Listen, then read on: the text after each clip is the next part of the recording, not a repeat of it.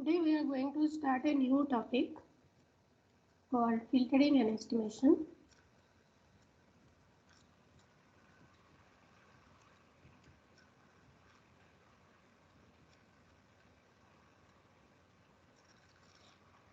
Any discussion of navigation would remain incomplete if we do not talk about filters.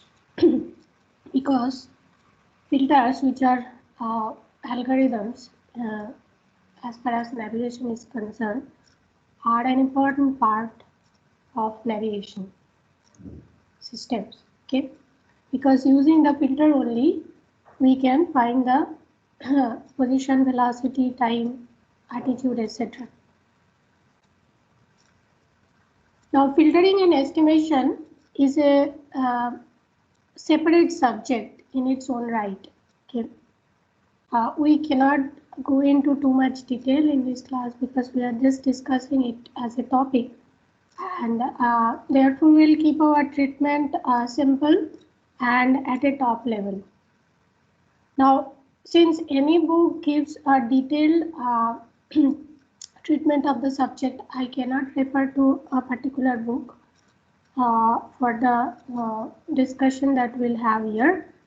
Okay, and therefore you need to rely only on the class lecture.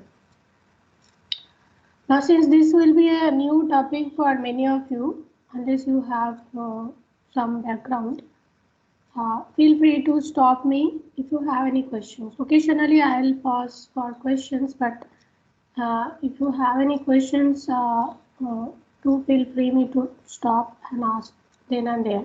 Otherwise, there is a chance that you will lose track. And once you lose track, it is difficult to get back on the track. Okay, so if you have any questions, stop me and ask then and there. Now here is the roadmap. So we cannot jump to filtering right away. We need to develop some background here also, and then only we can go to the discussion of filters. So I'll quickly write down what all we are going to cover in this topic. So we'll start with the basics of probability theory. Here we'll just revise the relevant concepts.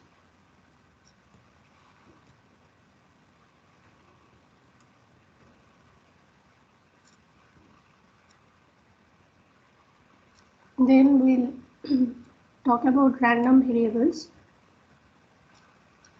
Some important properties. We'll define random variables, discuss some important properties of random variables, and this will extend to random vectors.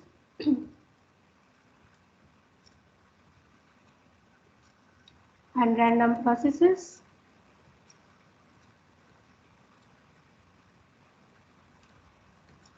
We'll discuss some important properties of random vectors and processes. So with the help of random variables, random vectors and random processes, we will see that we can model the measurement error or noise. Then once we have a proper tool for modeling the measurement error, we can look at some important filtering algorithms. So finally, we will talk about some filtering algorithms.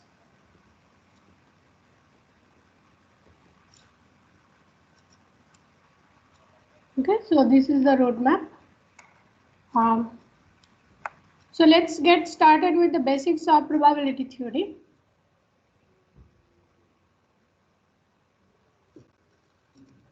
Now we all know that randomness or indeterminism is an important part of our everyday life. Right? For example, when we hear the weather forecast, we know that it has some element of uncertainty. It is predicted in a probabilistic sense, right? It may or may not rain. But with the help of satellite imageries, nowadays we can predict the weather much more accurately. Most of the time it is accurate, but still it is probabilistic, may or may not happen. Similarly, if you consider a random experiment, when you toss a coin, you know that the outcome could be head or tail. Unless it happens, you do not know. There is some probability associated with it. Now, there are many other examples, say the failure of a computer. Nowadays, it's an important part of our everyday life, right? And the problem with so much dependence with the gadget is that it may fail. It may fail anytime, and that's why we need to always back up important data. Right? So things like these are actually indeterministic in nature. Now, to model such a physical system or phenomenon whose behavior cannot be predicted in a deterministic sense, we adopt a probabilistic approach. What does it mean? Probabilistic approach means we assign a certain probability with which things can occur. Now, in this context, we also define experiments called random experiments. Right?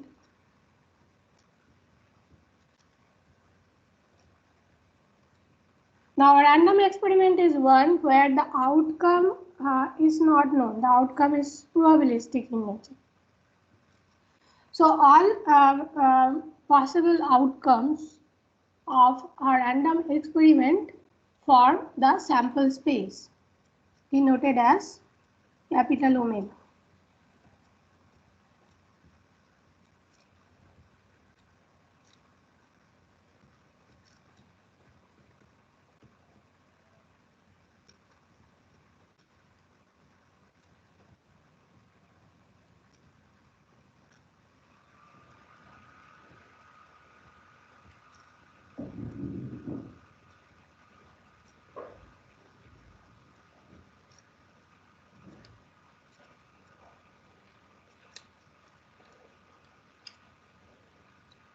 What is an event?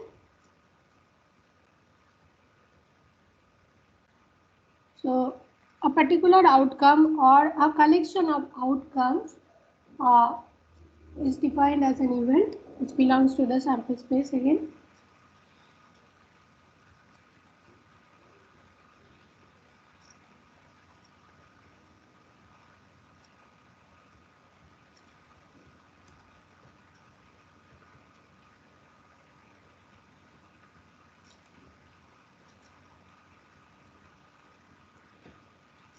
Now, we have been talking about probability, but what is probability? How do we define probability?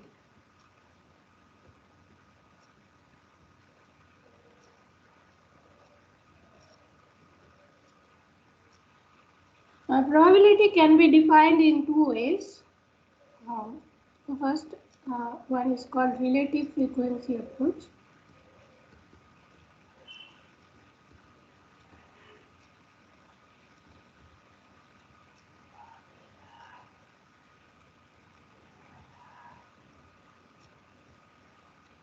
The second one is axiomatic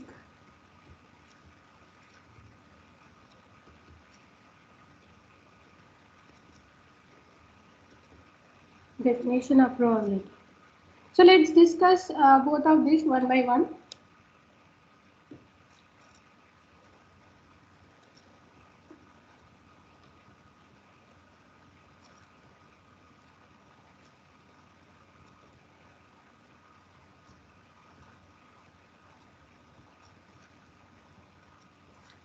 So under the relative frequency approach, we conduct a random experiment, say n number of times, okay, and a particular event E, let's say, occurs n e times, okay.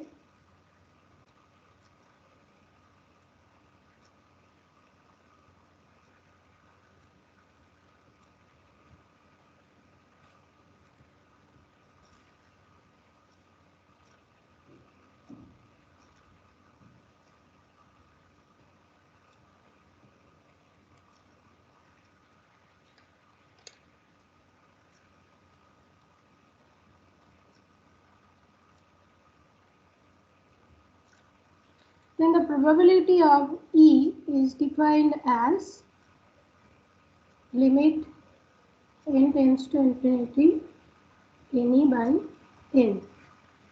So this is how the probability of a particular event is defined under the relative frequency approach. So this definition has some limitations.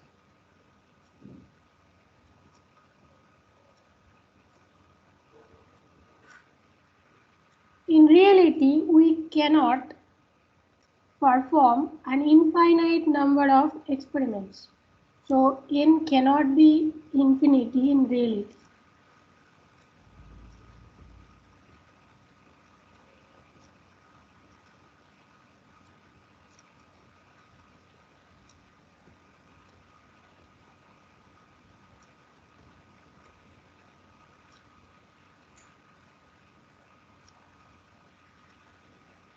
The second limitation is that as we perform a lot of experiments, as n becomes large and large, any by n does not approach, or yes, any by n does not approach a limiting value. So for example, let's consider a fair coin. We know that the probability that the head would come or the tail would come is half for a fair coin. Now, actually, when we toss a fair coin, a large number of times, say 10,000 times or more, we would see that the ratio any by n, let's say, is the event that the head appears, any by n does not approach half. Okay, rather it becomes vanishingly small. As n increases, the ratio becomes small and small.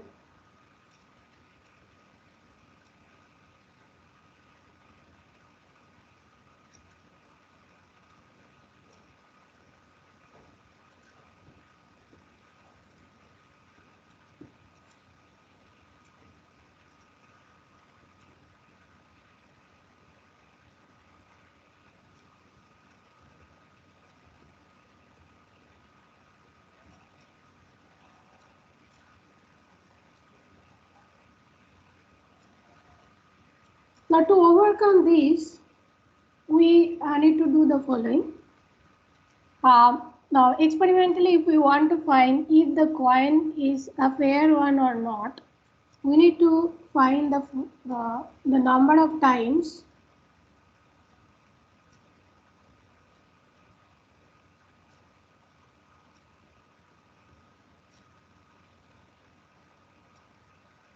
the absolute difference between the ratio and half is greater than some positive number delta. Okay, so we need to find the number of times this happens as n increases. Now, if it is a fair coin, we'll see that the number of times the ratio deviates from half becomes smaller and smaller as n increases. So although it does not approach the exact value of half, it hovers around half. The number of times it makes a significant deviation from the value of 0.5 becomes smaller and smaller as n increases if it is a fair. Okay. So to overcome the second limitation, we can look at the problem this way. Now, in spite of all the limitations, this approach or this definition of probability is useful because it is intuitive. It allows us to relate probability to the physical world. The next definition that we are going to talk about is more mathematical, bit abstract. Okay, but it does not have all the limitations that we discussed for the first approach. But the disadvantage of the second approach is that it's not as intuitive as the first. First one, in spite of all the limitations, is intuitive and it actually makes things easy to visualize. The The second one is called the axiomatic definition of probability.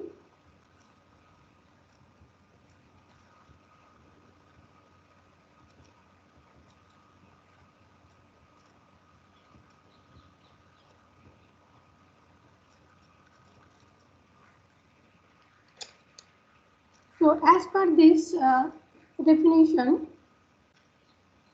probability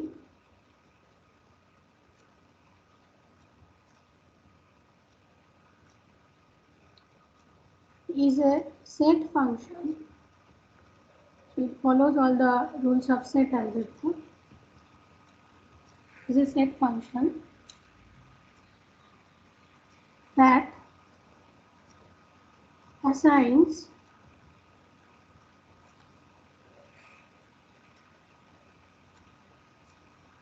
to an event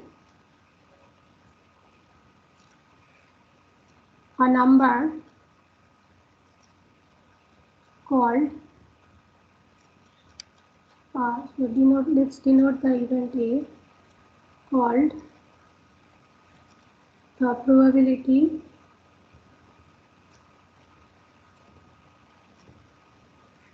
of A such that the following rules hold. P of A is between 0 and 1. Okay. P of the sample space is equal to 1. And then if AI and AJ are two disjoint events, meaning AI intersection AJ is actually null event, then PAI union PAJ is actually the sum of the individual probabilities.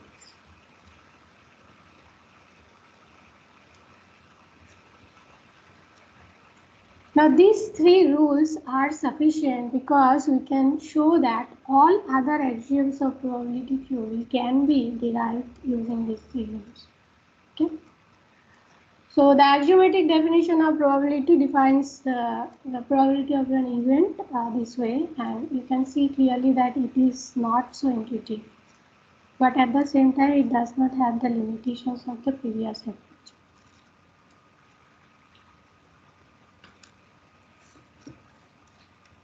Now, for any two events, AI and AJ,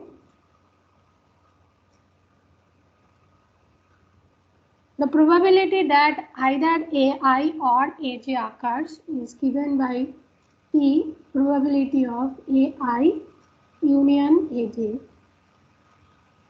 and it is given as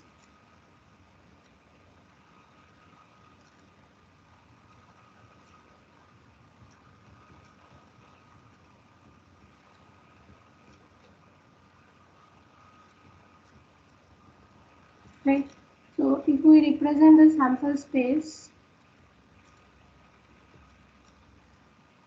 by this rectangular region, and then A and B are two events, so they occupy some space. Sorry, AI and AJ are two events, they occupy some space in the sample space.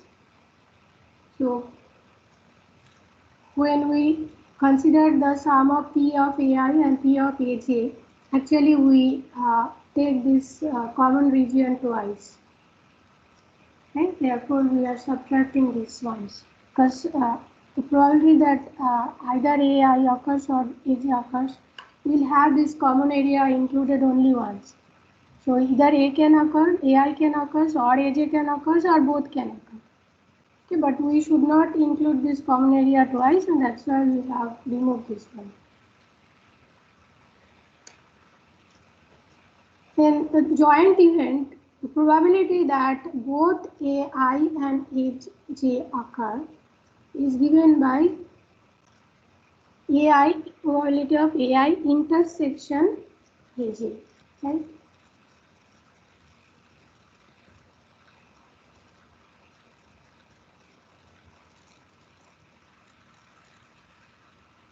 Now,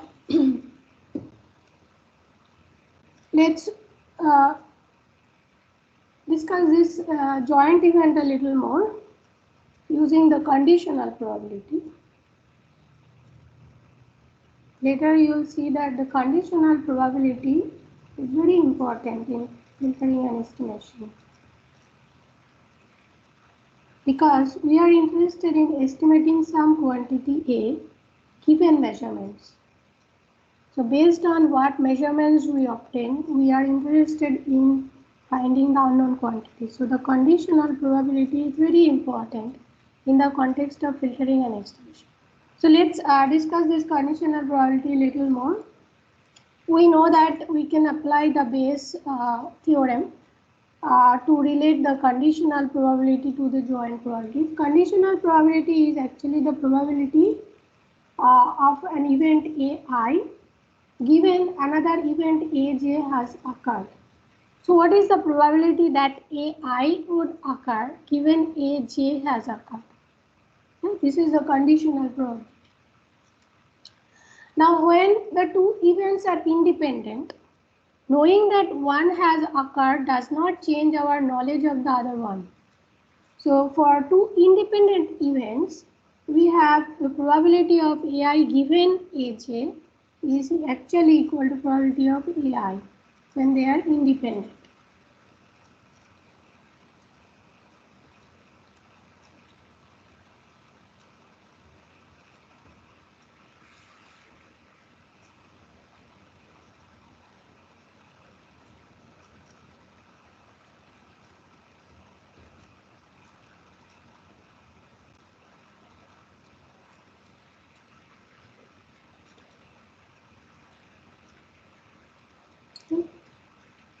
Then the Bayes theorem or Bayes rule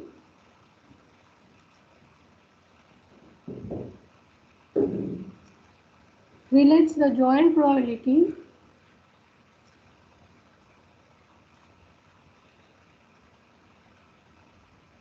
with the conditional one.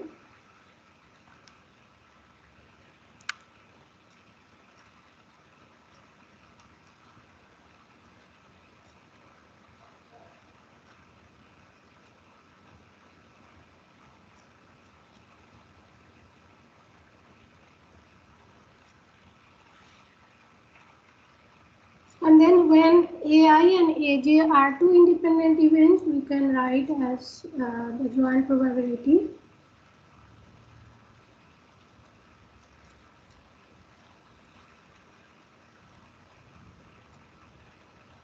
This way. When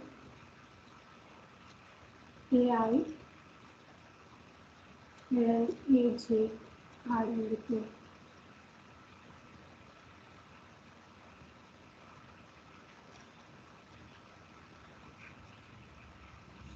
Now, since we need to deal with the conditional probability frequently as we discuss things, let's consider an example to elaborate this a little more. Now, to make things a little more complicated, let's consider the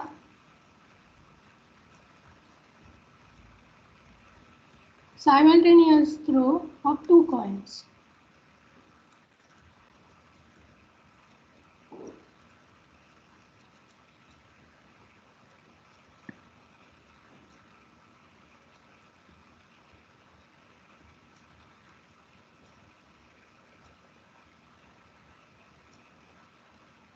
Now, what are the outcomes of this random experiment?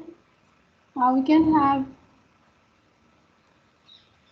HH, we can have HT, we can have TH, we can have TT.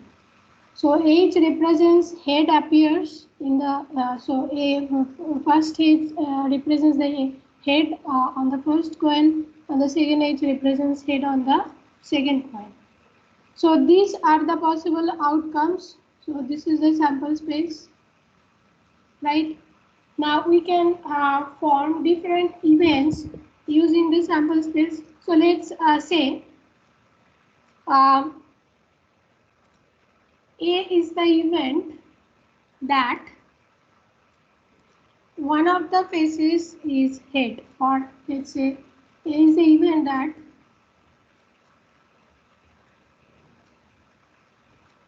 the first face is head. So this has two possible outcomes, HH and HT, right? Then let's say B is the event that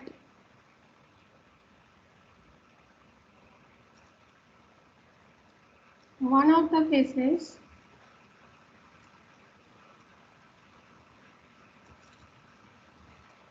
is head. So we have three possible outcomes here, H, H, H, T, T, H, correct? Three possible outcomes. Then let's say C is the event that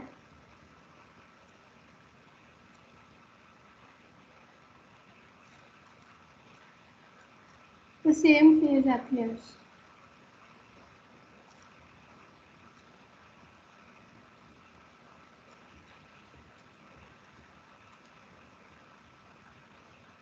So here we have HH and TT.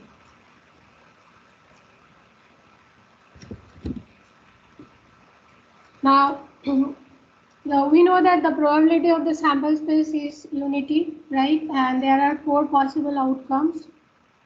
They are actually disjoint, so if one appears, the other will not, right? And let's say all the four outcomes are equally probable. So the probability of each outcome is 1/4. Using these, we can find P of events that we define. So here we have two possible outcomes, the 2/4, therefore half. Here we have three possible outcomes. So the probability of B is actually 3/4, and the probability of C is half. So we got the individual probabilities. We know probability of A is actually half. Probability of B is 3/4. And probability of C is again half. Now let's find the joint and conditional probability of A and C. So what is the joint probability of A and C? So joint probability of A and C means what? Which outcomes do we have for the joint probability?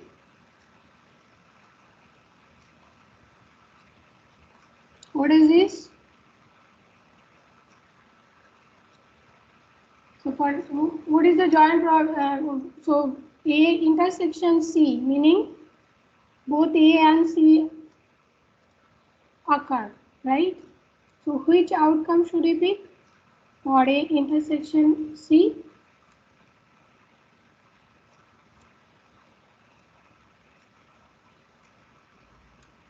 HH. So what will be the probability?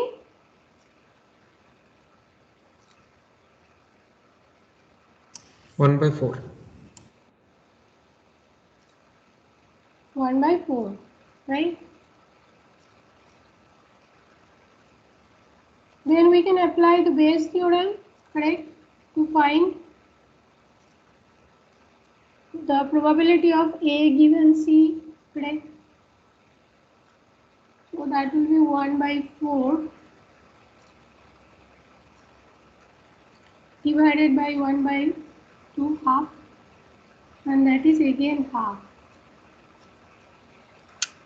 So the individual probability that the A occurs is half, and then the conditional probability that C has already occurred is also half.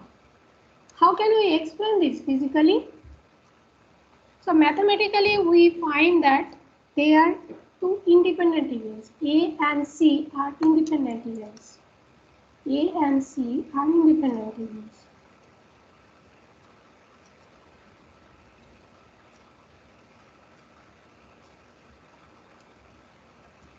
But how can we explain this physically?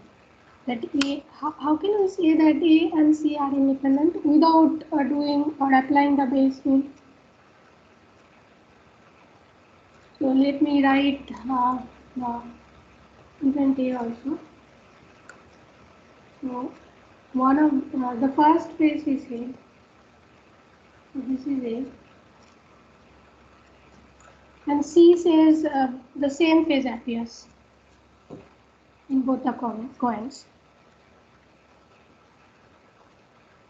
How can we explain this physically?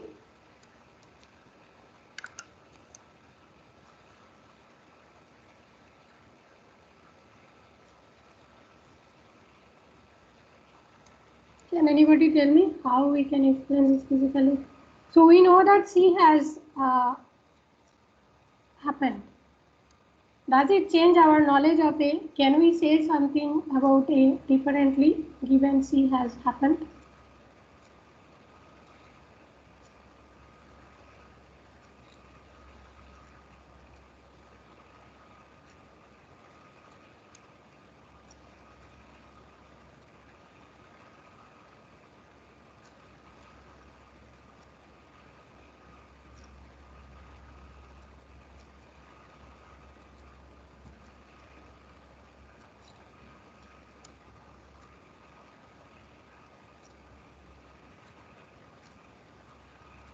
Nobody wants to respond.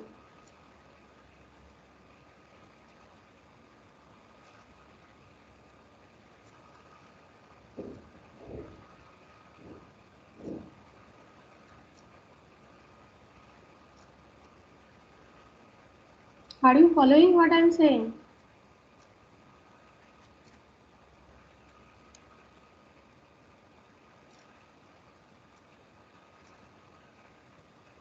Hmm?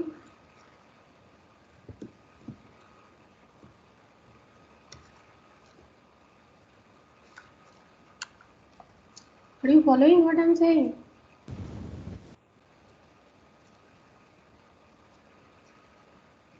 Yes or no? Yes, ma'am. Yes, ma'am. So what can you say about A and C? So given C has occurred, can we say something about A? Think in that direction. So we know C has occurred. So can we say something A differently given C has occurred? A is the event that the first phase is head. C has occurred. Can we say something about A differently?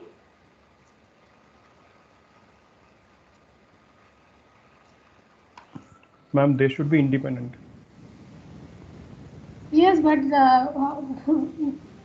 I'm asking for the physical explanation of that. That we already found, right? That they are independent.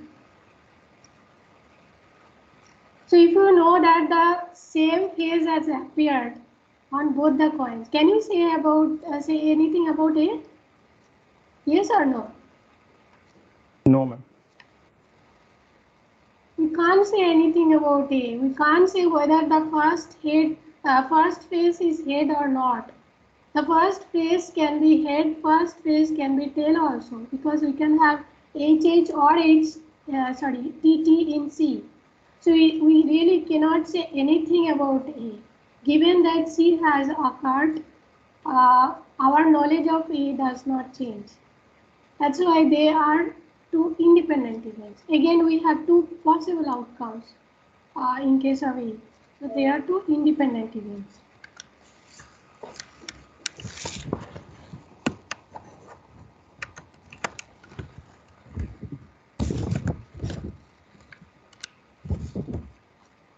Okay. Now let's consider B and C. B and C. So B is that one of the faces is head.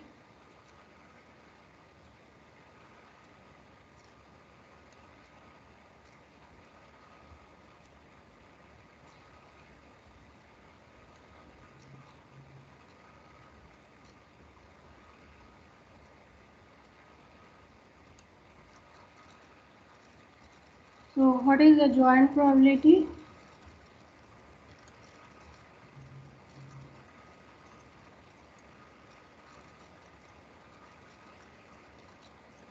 So in this case we have only one common event, this one. The joint probability is 1/4.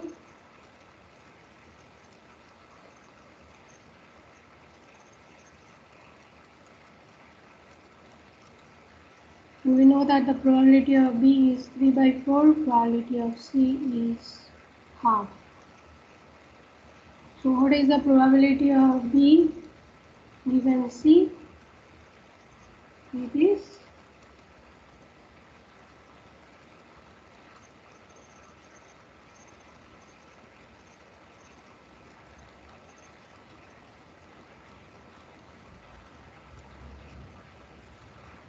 half. So again, applying the Bayes rule, we find that B and C are not independent.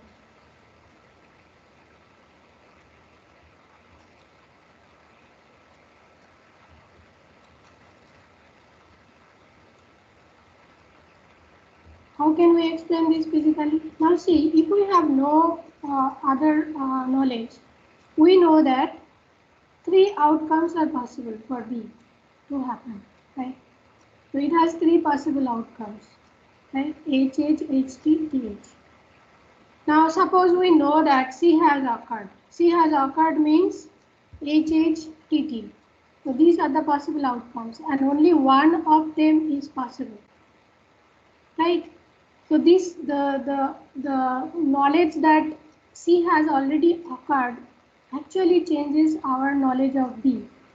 Earlier we knew that 3 possible outcomes can be there.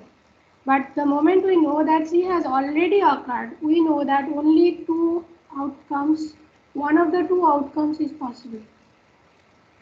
We do not know whether this has happened or this has happened, right? And we are interested in one of the faces is head. So given that C has occurred, our knowledge of B changes. Now we know that one of the 2 possible outcomes should be there, right? Therefore, physically also we conclude that B and C are not independent. And that is what we see using the Bayes rule out. Right? Now, when we talk about probability, events, outcomes, etc., it's nice, it's intuitive, we can relate them to physical events, but we cannot do any numerical analysis with them because they are not numerics, right? So for mathematical computation, we need to do something else.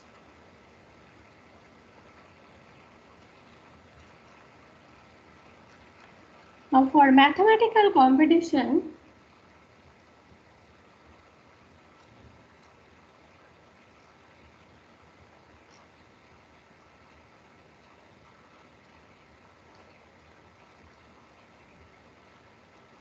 we use a rule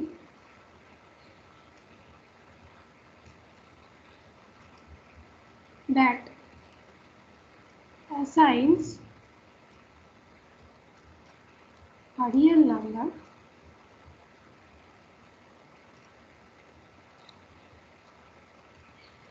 to each outcome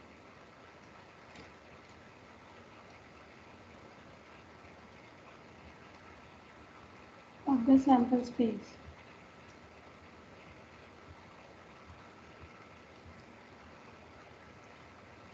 Okay, so mathematically we denote this rule as follows. So X is the rule.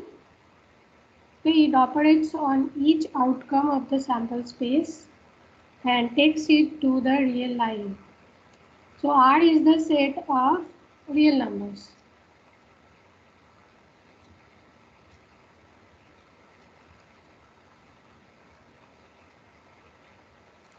So X, this mathematical rule is called random variable. So it takes the sample space or maps the sample space into the real line. Then pictorially we can show it this way. So here we have the sample space, capital omega, and these are all different outcomes of the sample space. So we apply this mathematical rule on each outcome. So let's say small omega denotes an outcome. So we apply X on small omega and take them to the real line. So this is the set of all real numbers, capital R. So different omegas will go to different places in the real line. So we can say that a random variable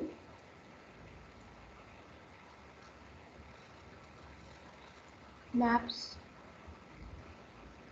each outcome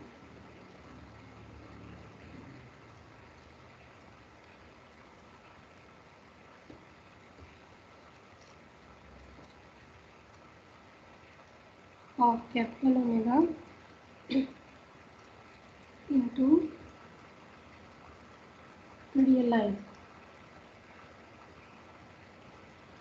Now there is a probability associated with each omega, right? So using that we can find the probability that capital X is less than equal to A. So this is basically the probability that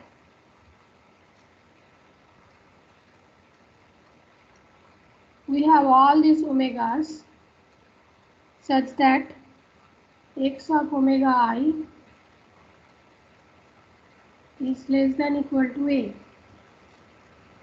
So it's not necessary that we have only one omega, okay?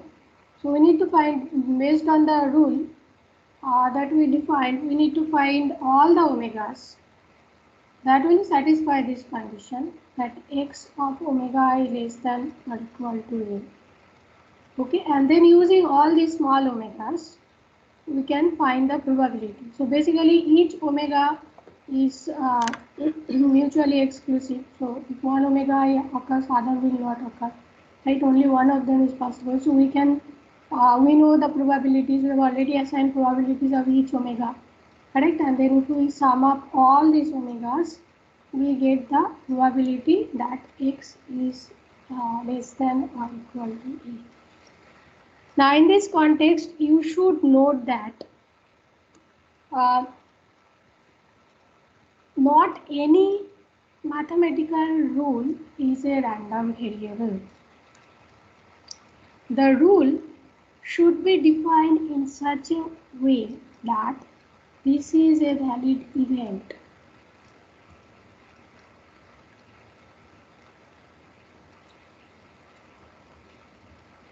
I am writing RV for random variable.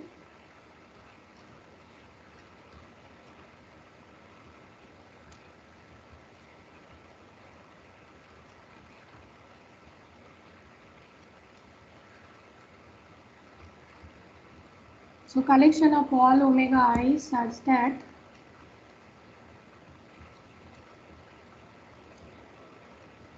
is a valid event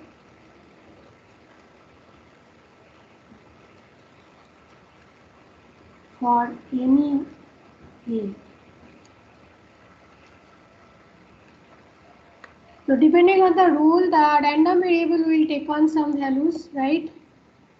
That the rule should be defined in such a way that for any value of A, the collection of outcomes forms an event. Then only we can say that the rule is the random variable is a valid random variable. The rule is actually a random variable. Okay, we can understand this with the help of an example. So let's consider an example where a 6-faced die is thrown. Okay.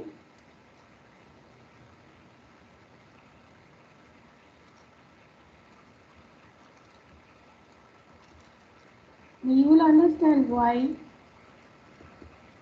this condition is required. Basically, you can understand now itself also.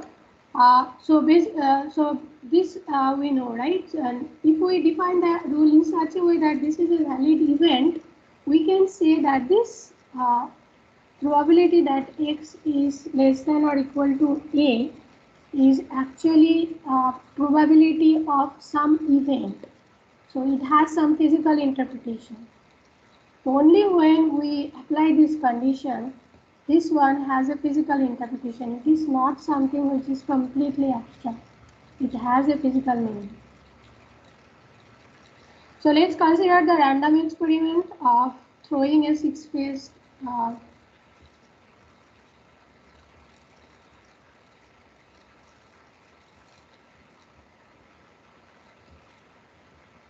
die. Now we know that any of the 6 faces can come. So therefore, the sample space has 6 possible outcomes. So let's put the number for the 6 faces: 1, 2, 3, 4, 5, 6. So any of the 6 faces can come. Okay. So there are 6 possible outcomes. And then let's assume that the faces are not equiprobable. So let's say that P of I is equal to 1 by 4 and I is 1, 2, 3, and P of I is 1 by 12 for I 4 to 6. Okay, so this is these are the probabilities that we have assigned to the outcomes. Now let's define our rule. So let's say x is a random variable, okay, and x operates on each outcome of the sample space. So let's say x of I is equal to 0. It can take only 2 values, 0 or 1. So it is 0 when I is even. So when an even phase appears, if we apply x on that, we actually get 0. And then it is equal to 1 when I is odd. Okay, so this is the rule. Now let's also define the set of all possible events. So let's say in this particular case, we have the following events. Okay.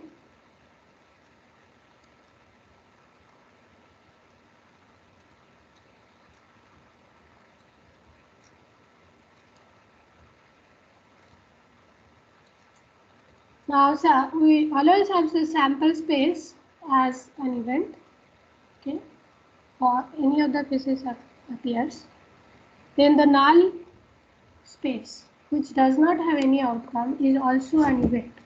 Okay, so they are always included. Okay. Next, we are going to include some specific events. So the first event, I mean the third one is that an event phase appears. So you just write event. So this event is the collection of all outcomes that are even number. Then the fourth one is only odd. So the odd the odd phases appear, that actually is the fourth event. So these are the 4 possible events. Now using this information, let's see whether this rule is a valid random variable or not. So how can we find that it is a valid random variable? So what we need to do, we need to see that this one, whether this one gives a valid event for all a. So just pick any value of a, okay, and whether this one has a valid event or not. So for this, let's form a table.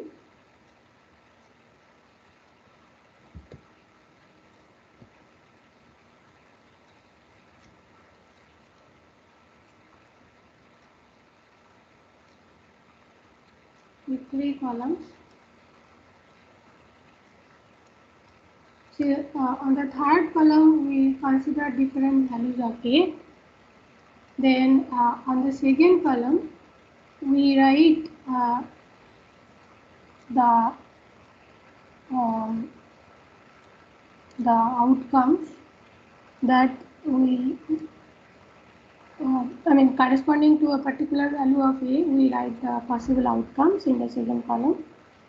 And then in the first column, we write if there is any defined event. So we denote the state for event, all the events as F. So we find whether there is a particular event in that set for a given value of A. So let's first pick -1. So this means x less than equal to -1.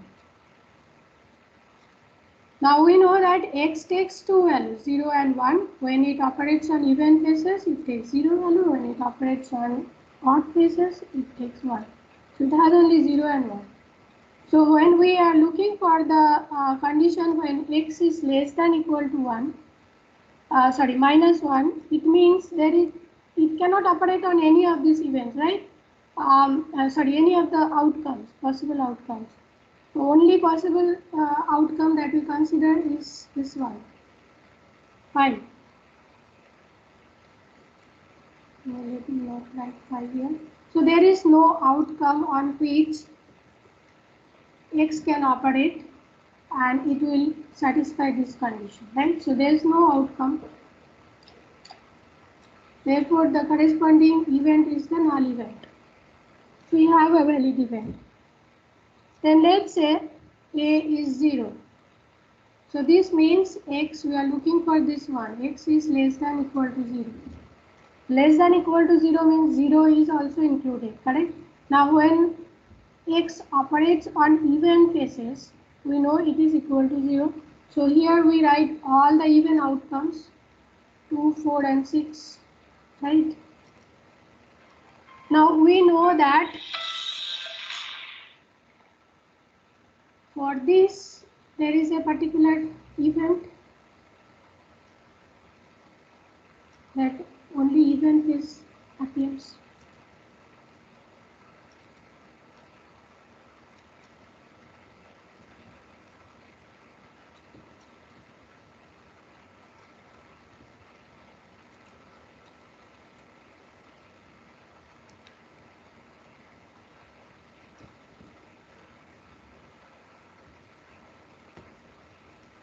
Then let's pick 1.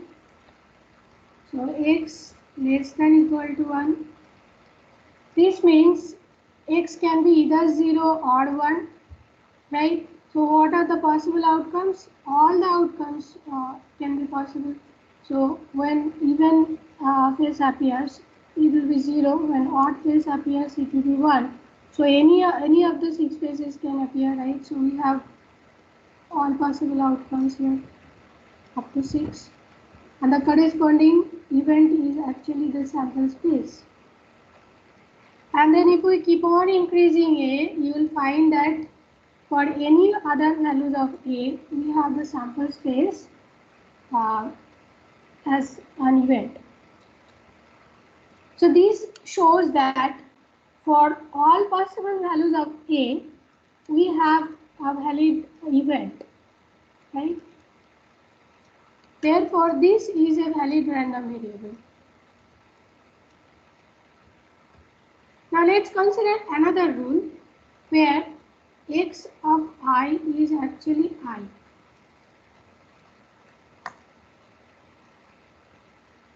Now for this rule, if you apply the same procedure, same thing, you will find that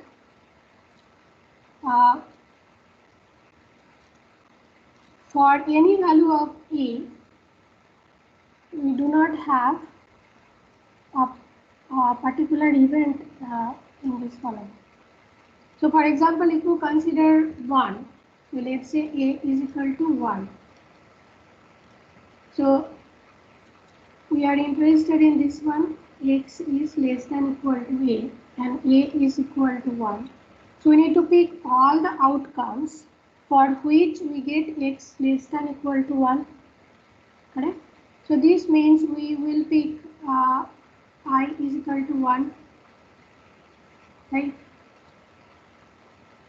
Because now we are operating x on each of the 6 outcomes and the corresponding value is I. So 1, 2, 3, 4, 6, we get 1, 2, 3, 4, 6. Now when we are interested in finding this one, the corresponding outcome is this one. But for this one, I is equal to 1. So if we write 1 here, we do not have a particular event. There is no defined event for this rule. So unless we define the events in such a way that for all values of A, we have a particular event in the set, this is not a valid random variable. If this is not clear to you, think about it and ask me to help. Any question?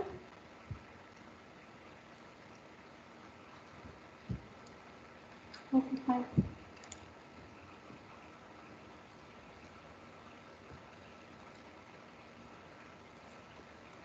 That's it for today.